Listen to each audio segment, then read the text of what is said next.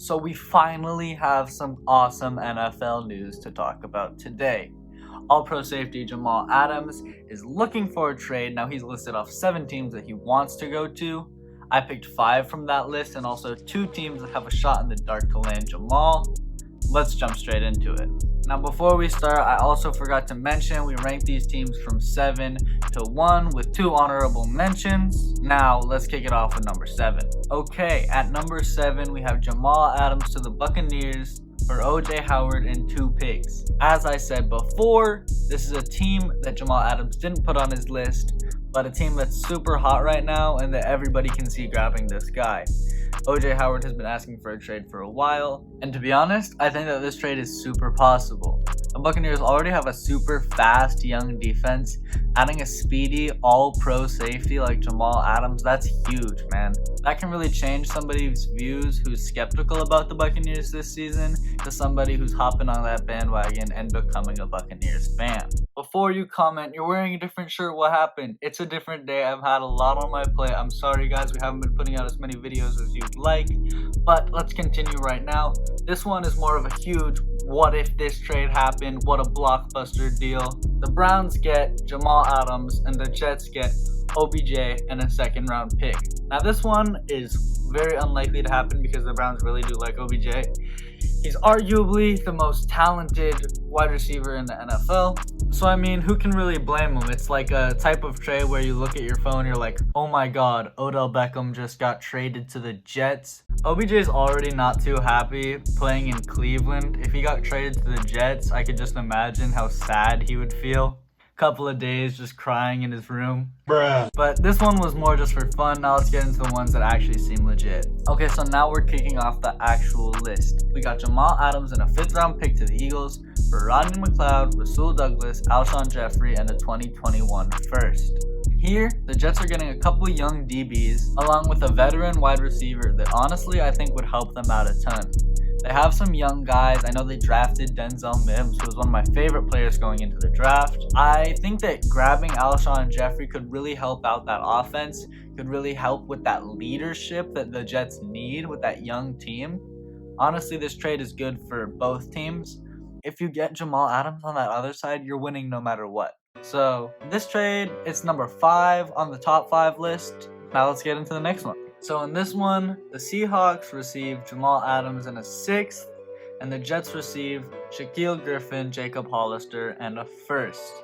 So in this situation, the highlights of this trade, in my opinion, for the Jets are Shaquille Griffin and the 1st. Jacob Hollister is a role player. He did have a really good breakout season this year, but I don't know if he can come out in a couple of years and bring that same heat and that effectiveness, because he only really saw the field because of injuries. I mean, he sure does come in and fill his position well, but he's obviously not one of the highlights like the other 2 big pieces of the trade. So here the Jets are technically getting 3 young players, but we don't know who they'll draft yet in the coming draft. So technically they're getting 2 current young players, while the Seahawks are receiving a late pick who we're not even going to count as them making the roster, and Jamal. One thing that I really don't like about the trade is that we're breaking up the Griffin brothers, but also it probably won't happen, especially because there's a lot of trades down the line that are way better for the Jets that they would definitely accept over this one. So next up, we're going to be talking about the Niners. In this situation, the Niners will receive Jamal Adams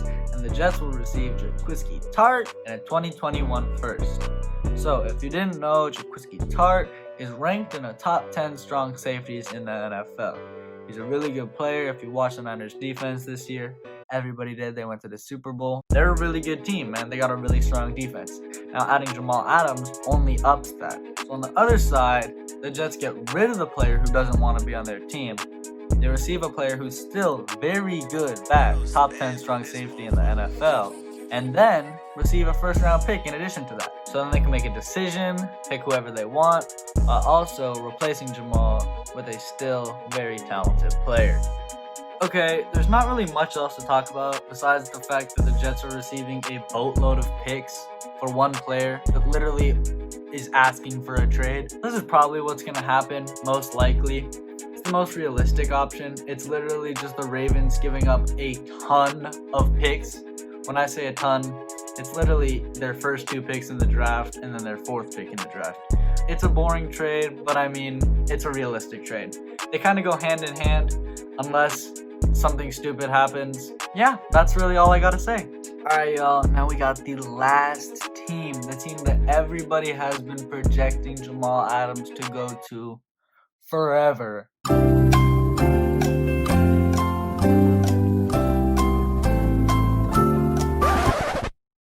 The Dallas Cowboys. So here we got Jamal going to the Cowboys for Michael Gallup, a 2021 first and a 2021 sixth.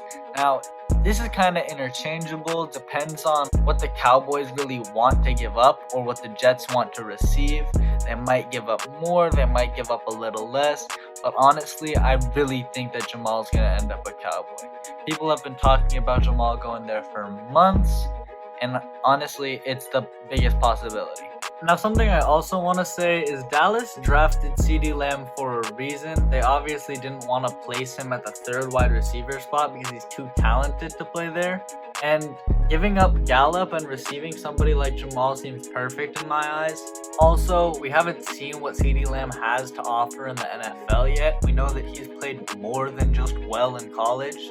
But in the NFL, we don't really know. Tons of people make that jump, but not a lot of people make that jump well. So I mean, giving up Gallup in this situation is a pretty big guess. It's hard on Dallas, but I mean, receiving Jamal Adams is an extremely good payout no matter what. So what you guys are seeing on screen right now is a Bleacher Report headline from back in October of 2019. This is showing you guys that the Cowboys have been wanting this guy, man. I mean, at the right price, I'd pull the trigger. I don't know how much the Jets are really asking for. I know that they obviously will want a first round pick. I don't know if they're going to want Gallup and an extra pick on top of that, depending on if it's like a 6th or a 7th or like a 3rd or a 4th. Obviously, nobody has 2 firsts yet, unless they've made some very early trades. But at the right price, if I was the Cowboys, I'd pull the trigger. Now that is all from me today. But if you enjoyed, be sure to click the like button, be sure to click the subscribe button, and click the bell icon to be notified for all our next uploads. So if you enjoyed, and if you want more, be sure to let me know, and I'm out.